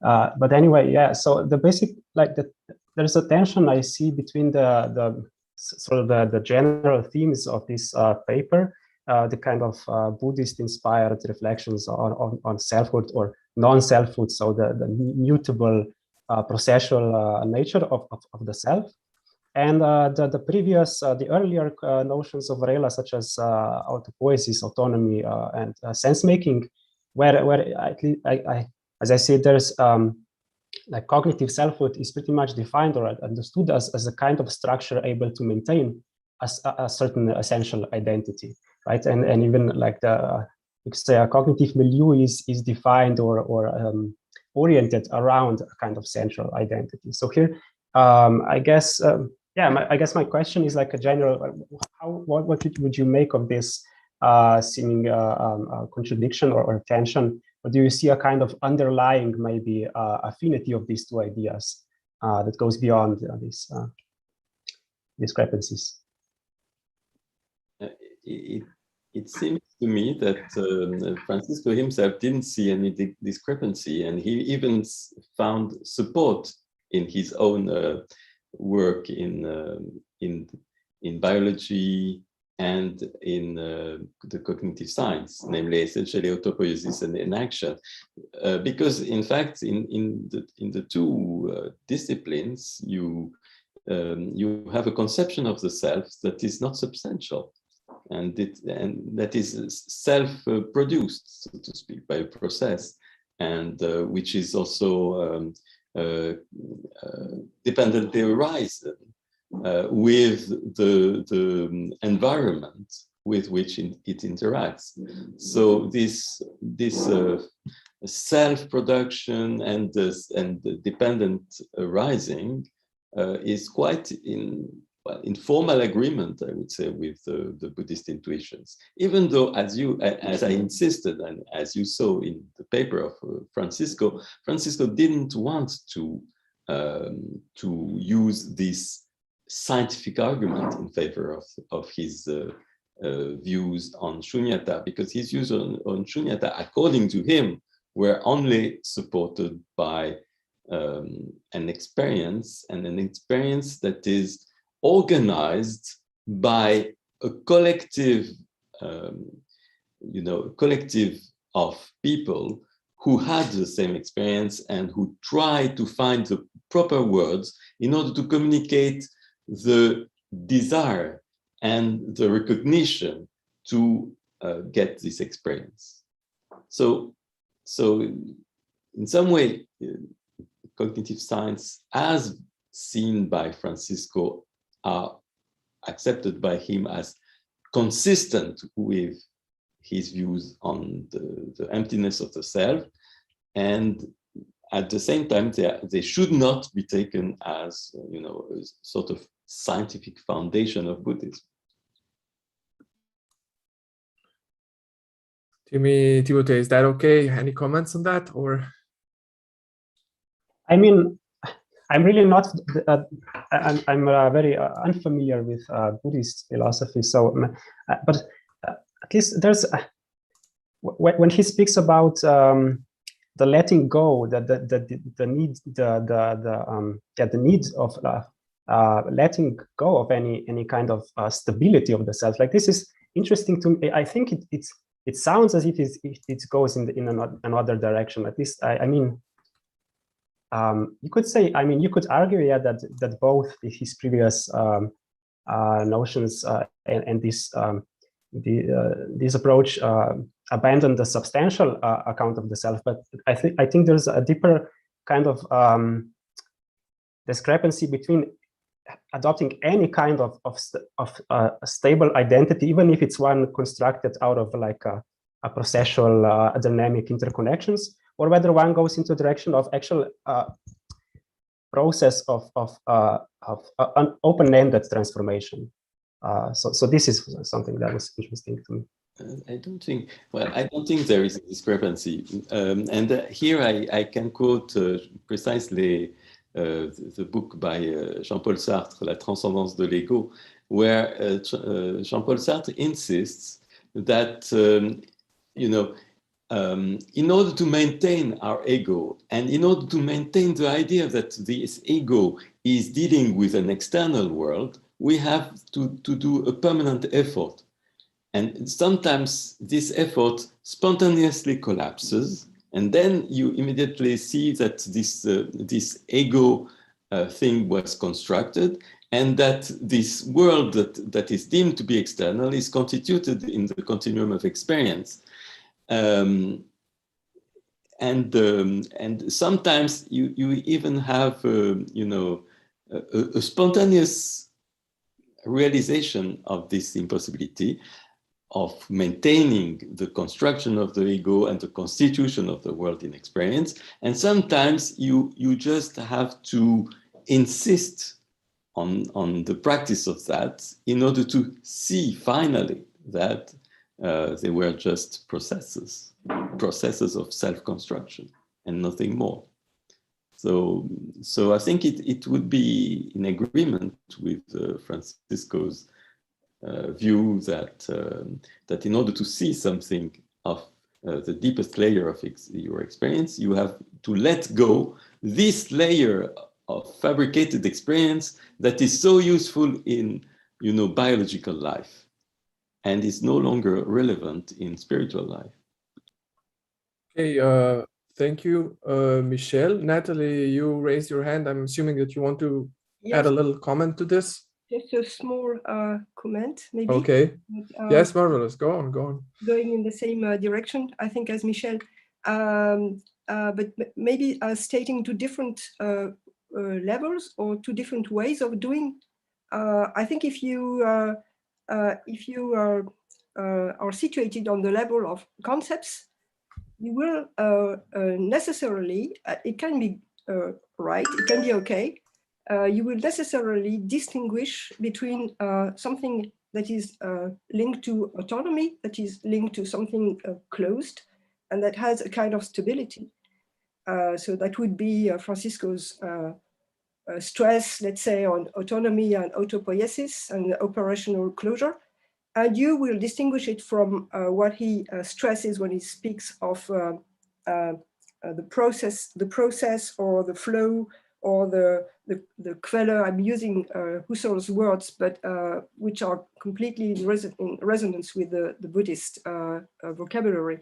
So if you're on the level of concepts, you will distinguish them, and you might find tensions, and you might find contradictions.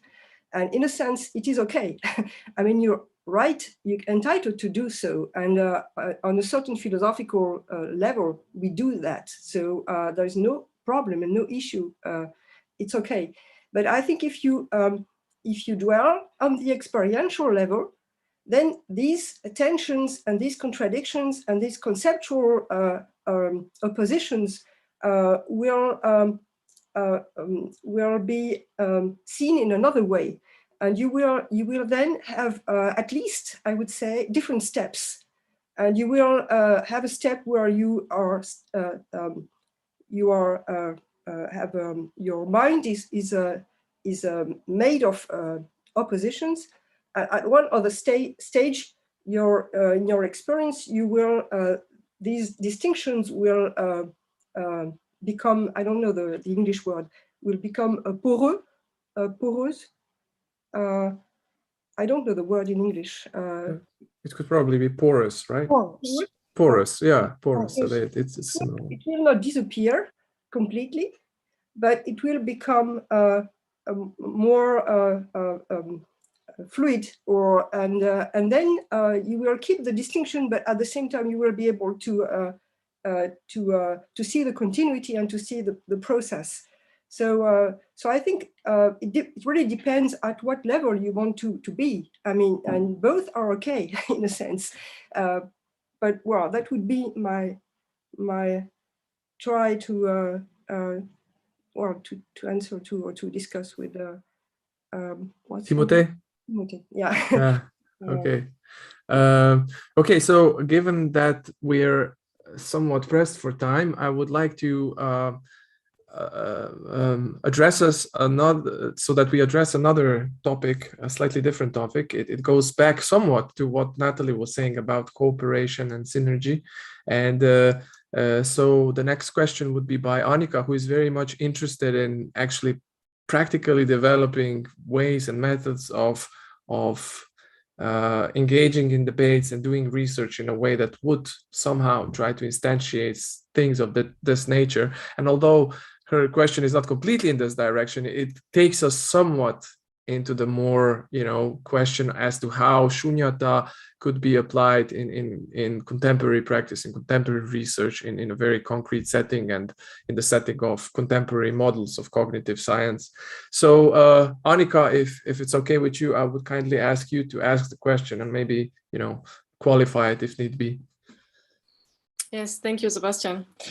So my question was, while Michel was presenting, I wondered, what are the main factors today that support this kind of close relationship between conceptual and more practical lived engagement with an idea? So I'm curious, what are reasons or arguments for practicing what you preach in contemporary science? And I'm also, I hear when Natalie, when you share, I also hear this this question in some ways, or a very related topic, because if you wish, we are maybe in a domain of cognitive science that is the 4EA cognition, also embodied, embedded, and also phenomenology. So if we talk only about this domain of science, so how can we implement this relational way of understanding in how we then cooperate, or so what you were just saying about synergy? So if we want to talk about this more specifically, maybe my question is, what are arguments for cooperation and synergy, and what are inhibitors or enemies of cooperation and synergy in your research or scientific environments as we experience them today? I hope that was clear. Sorry, maybe a bit long. So yes, Michel, any comments on that? Any thoughts? I think I would like to hear Natalie on that. Nice, dodging the bullet. Nice. Very, very Shunyata-like. Actually, I would like to add one thought, because as Natalie was sharing now about the difference between the conceptual level and the spiritual level or experiential level, I was thinking, might we actually need concepts that don't create this difference? Is that one of the obstacles? But that's a very conceptual thought, and maybe there are more pragmatic thoughts also around this. Well, I don't know. First, I would say that concepts are very useful. I mean, I myself, I'm a philosopher, and I'm teaching my students about distinguishing to avoid the confusions. So I think it's very useful. I mean, concepts are quite useful, and it's very important to keep them first. And then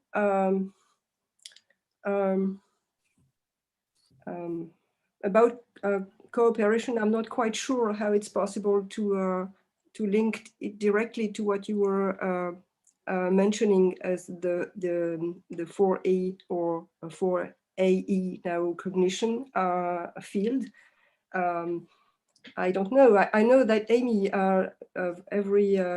very often refers to the work of Hannah Jacobs about participatory sense making. So we have, I don't know very well her work, so I'm skipping, and but maybe it could be interesting to also to go in this direction to understand. I mean, to make links between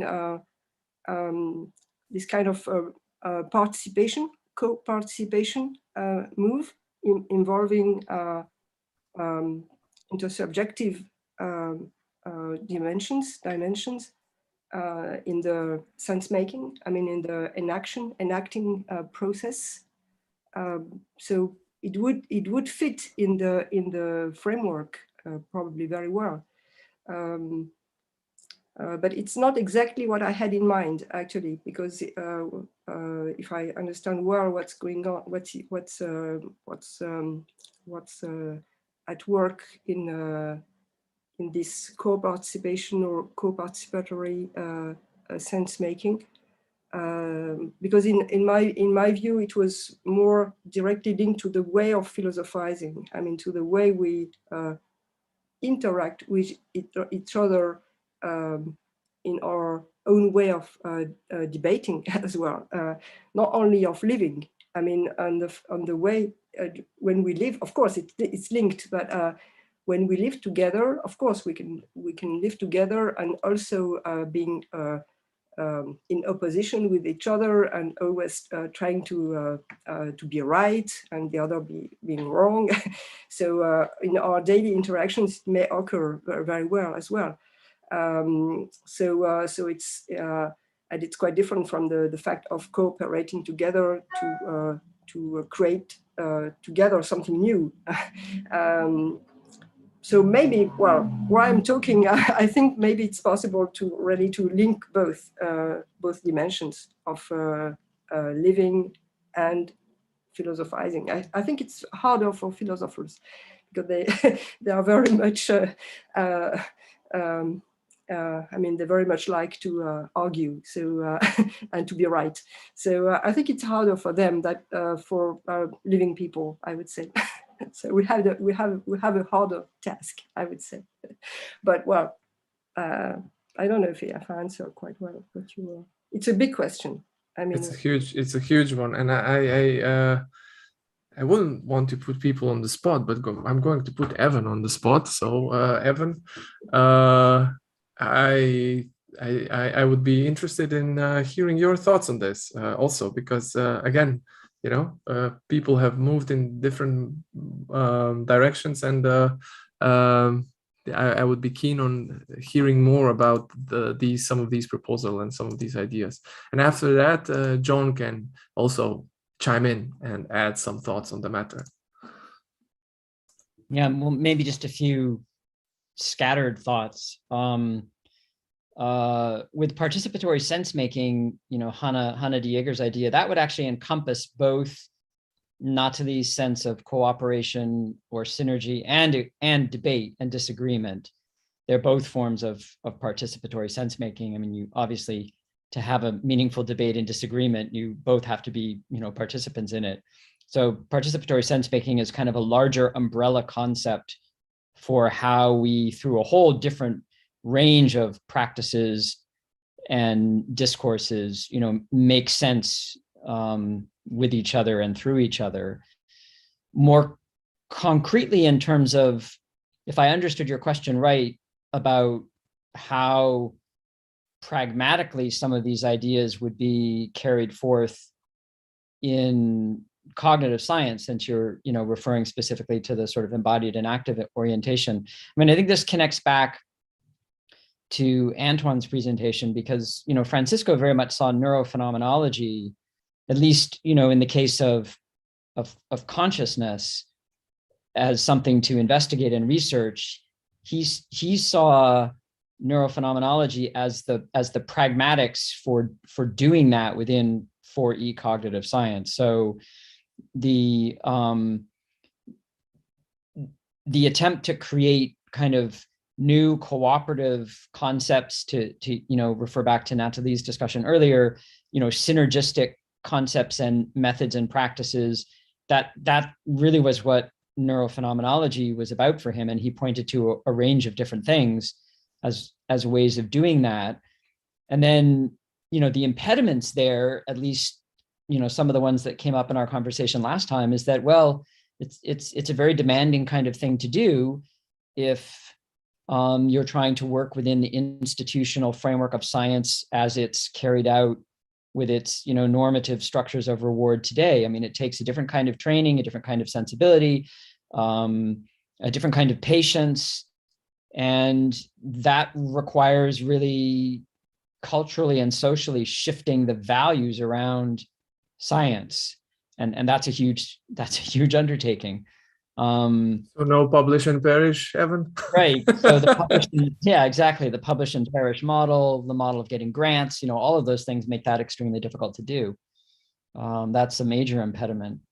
But that's a superficial way of putting the impediment, because the impediment is a deeper one about, it's really about what I would call the ethics of knowledge.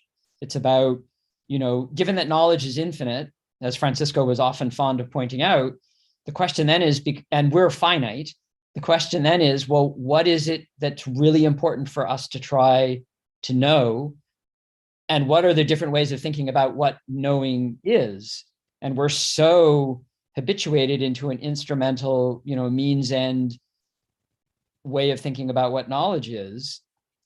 And the phenomenology of Shunyata is all about a different mode of knowing. And Francisco's vehicle for that is Buddhism, but that doesn't have to be Buddhism. You could arrive at that idea through many, many different paths. That was his path. But that's really what's deeply at stake, I think, is the ethics of knowledge. That's really very interesting. So, and it ties in nicely with what we've said. So some very interesting topics emerging today. John, let's also hear from you. Yeah, well, to pick up on what Evan said, we're all faced with publish and perish, because we're all going to go away at some point, sooner or later. So what is it that we're using our time for? Can we ever hope to make a contribution? Is that in the kind of web-like memory that we leave with other people? Is it in our books or articles? How far does that go? So that was one thing just that came up with that. But what I wanted to ask the group is that this seemed to be a phenomenological, conceptual way of reaching a level of experience, which is in other vocabularies we call absolute experience. I think of some cognates at the end of Matter and Memory. Bergson talks about a empathy for different rhythms of duration. And that does seem to get away from subject and object, maybe even with Spinoza, with the intellectual love of God at the end of the Ethics. But both of those have both a kind of conceptual, let's get away from subject object, and a heavily affective, and either empathy or love. And in a lot of Francisco's work, he also talks about reaching a stage in which spontaneous compassion can accompany your everyday life. And I wonder what the connection is among the experts here between the kind of intellectual move to get past subject and object and this affective tone that saturates everyday life. We get fleeting glimpses of what it would be like to have such an affective tone saturate our life. Oh, that's a really good question, and actually already again kind of shows in the direction that we're heading in.